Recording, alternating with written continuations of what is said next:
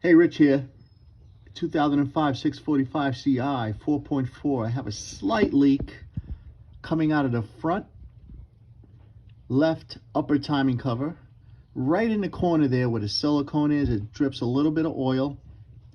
I think the right way is to pull the valve cover, pull the timing cover, reseal everything, change the tubes, but I don't want to do that yet.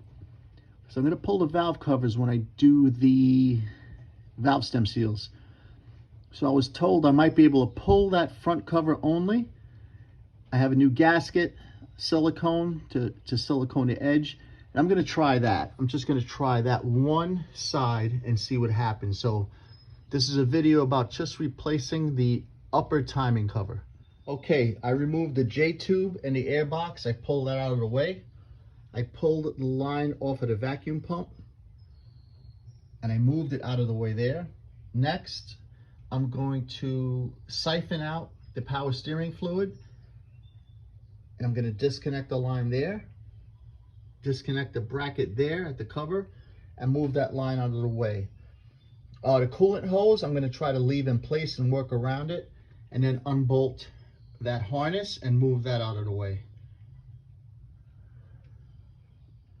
Okay, so the piping is removed for the hydraulic fluid. That's empty. I used a turkey baster to empty it out. I disconnected it. All the wiring is out of the way, except that one wire right there, which I'm not going to touch. I should be able to clear it. I had to loosen the alternator and push it to the right to get the bottom right bolt. So now I'm going to clean everything up, get it nice and clean, and pop the cover off.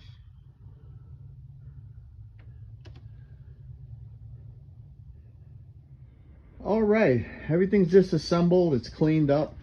You want to get this as clean as you can get it, clean and dry. I was happy to see the chain guides look excellent. The chain is nice and tight, no play. And I believe the source of my leak was in that corner.